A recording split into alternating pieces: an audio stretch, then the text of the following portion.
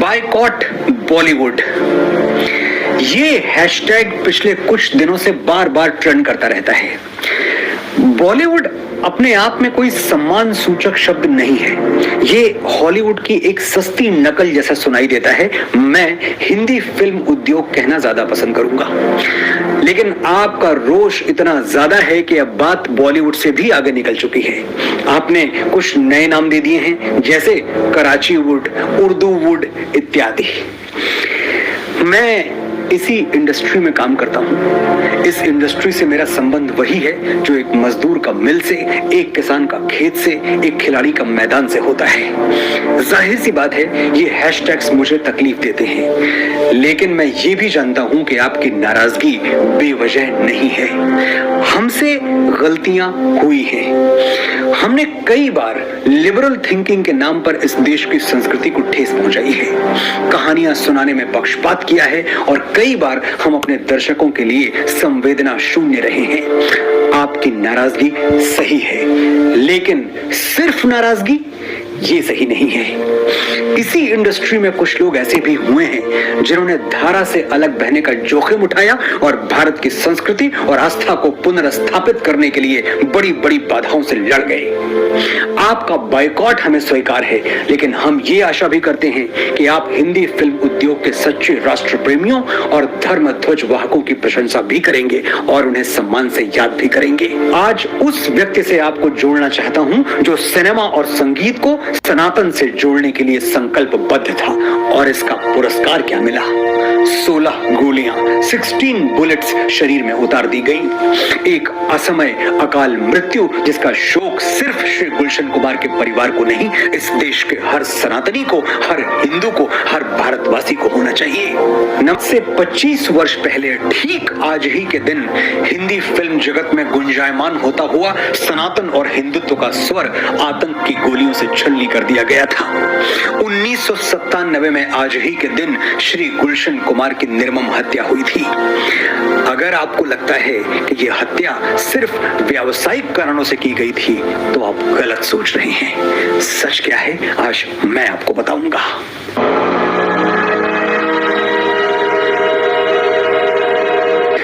दिल्ली के दरियागंज में जूस बेचने वाला एक लड़का कैसेट किंग गुलशन कुमार कैसे बन गया, ये सतत संघर्ष और अटूट आस्था की कहानी है।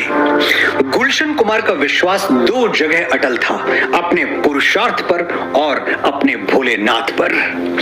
जिस युग में गुलशन कुमार ने अपनी संगीत यात्रा आरंभ की, वो हिंदी सिनेमा में सांस्कृतिक क्षरण का दौर था, एब्सोल्यूट कल्चरल डिक्लाइन।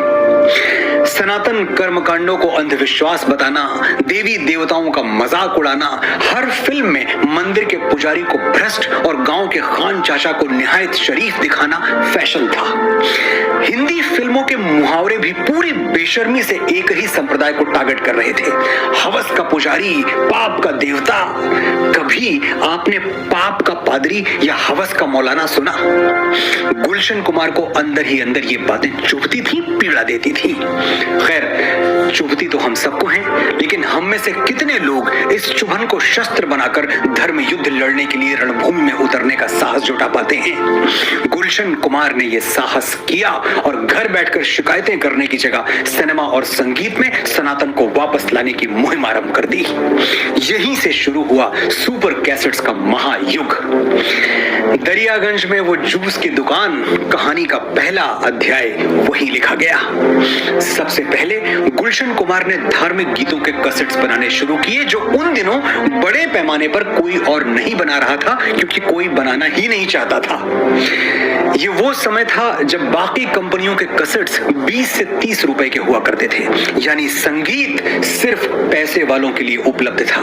आम आदमी के लिए मनोरंजन पर इतने पैसे खर्च कर पाना संभव नहीं था। गुलशन जी भी आम आदमी थे, वो जानते थे कि पेट और कान की लड़ाई में हमेशा जीत पेट की होगी। जिस जिस देश में 2 वक्त की रोटी कमाना एक चुनौती है, वहां कानों के लिए संगीत कमाने की सुध किसे है।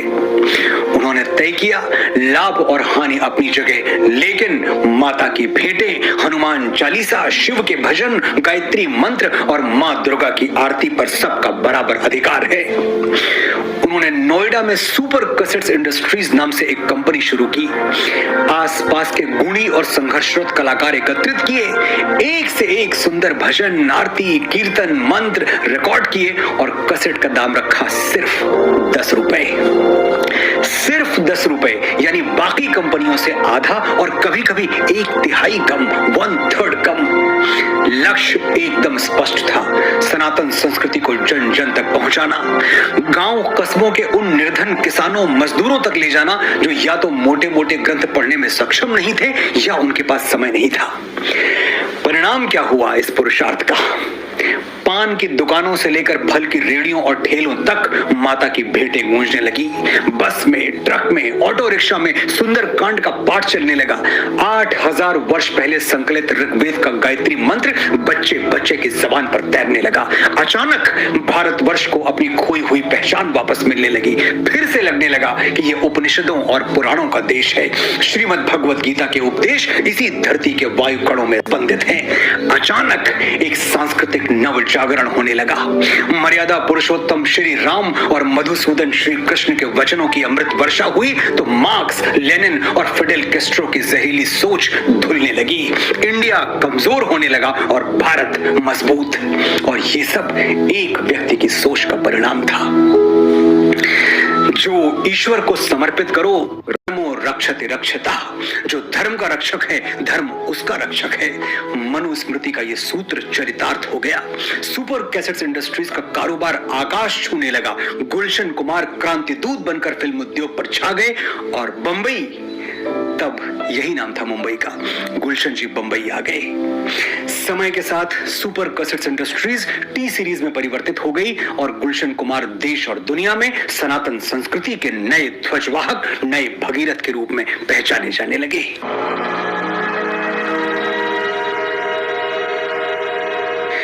माता वैष्णो और भगवान शिव के परम भक्त गुलशन कुमार ने व्यापार को कभी सिर्फ मुनाफे की दृष्टि से नहीं देखा। उनका स्पष्ट मानना था कि अपनी कमाई का एक बड़ा हिस्सा अपनी संस्कृति, अपने धर्म और अपने समाज के हितार्थ दान करना ही चाहिए। वो सभी मतों, पंथों और संप्रदायों का सम्मान करते थे, लेकिन सनातन के प्रति उनकी आस्था अडिग थी। सनातन मूल्यों के प्रचार प्रसार के लिए उन्होंने पूरे भारतवर्ष में अनगिनत मंदिर बनवाए। देश में सबसे ज्यादा मंदिर बनवाने वालों की अगर लिस्ट बनाई जाए तो संभवतः पुण्य श्लोक देवी अहिल्याबाई होलकर के साथ गुलशन जी का नाम भी उस लिस्ट में शामिल होगा।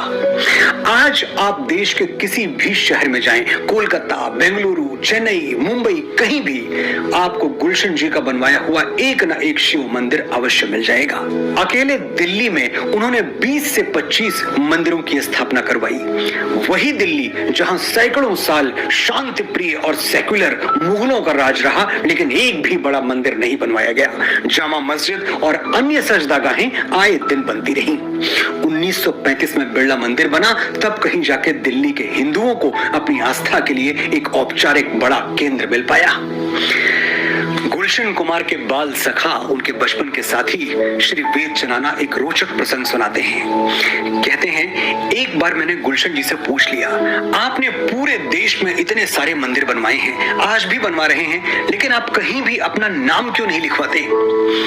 गुलशन जी ने मुस्कुरा के उत्तर दिया, वेद, ये मंदिर बनवाने की प्रेरणा मुझे स्वयं भगवान शिव और माता रानी से मिलती है। मैंने कहीं अपना नाम लिखवा दिया तो माँ वैष्णो क्या कहेंगी, बाबा भोलेनाथ क्या कहेंगे? यही ना कि गुलशन तो इतना बड़ा हो गया कि मेरा घर बनवाएगा। निमित्त मात्र हूँ, सब कुछ तो माँ और बाबा का ही दिया हुआ है और सब कुछ उन्हीं को समर्पित है। तो दीयम वस्तु गोविंद तो भीमेव समर्पये। मैं कभी किसी मंदिर पर अपना नाम नहीं लिखवाऊंगा। और ऐसा नहीं है कि कल्याण और करुणा की ये भावना सिर्फ ईश्वर के लिए थी। ईश्वर की महानतम रचना मनुष्य, उसके लिए भी गुलशन जी का मन बात बात पर पिघल जाता था। मैं खुद ऐसे दसियों लोगों से मिला हूं जो आज भी उनका नाम लेने पर रो पड़ते हैं। किसी की बेटी का ब्याह करवाया, किसी के बच्चे की पढ़ाई, किसी बुजुर्ग की आंखों का ऑपरेशन, किसी के घर पे छत का इंतजाम। कितने किस्से हैं, कहां तक गिनाऊंगा। इंसान छोड़िए, जानवरों की बात करते हैं। एनिमल्स के लिए आज हम सेंसिटिव हुए हैं, गुलशन जी तब भी थे। वो मानव मात्र नहीं, जीव मात्र के बारे में सोचते थे। वेद चनाना जी एक किस्सा और बताते हैं। एक बार दोनों कार से कहीं जा रहे थे। दिल्ली में इंडिया गेट के पास गुलशन जी की नजर सड़क के किनारे खड़े हुए एक व्यक्ति पर पड़ी जो पिंजरे में कैद किए हुए तोते बेच रहा था। गुलशन जी ने गाड़ी रुकवाई, तोते वाले के पास गए और उससे कहा, भाई क्यों इन बेजुबान पक्षियों को कैद करते हो? भगवान ने इन्हें खुला आसमान दिया है, हमें इनकी आजादी छीनने का कोई हक नहीं है। तोते वाले ने कहा, साहब मैं क्या करूं, यही मेरा काम है और इसी से मेरी रोजी रोटी चलती है। गुलशन जी ने पहले तो उसके सारे तोते खरीद कर आजाद किए और फिर कहा, नोएडा में मेरी एक कसेट कंपनी है, तुम चाहो तो कल से काम पर आ सकते हो, लेकिन आज के बाद बेजुबान पक्षियों को कैद मत करना मेरे भाई। जीव मात्र पर दया और हर प्राणी का सम्मान, ये गुलशन कुमार ने संभवतः भगवान श्री राम से सीखा होगा।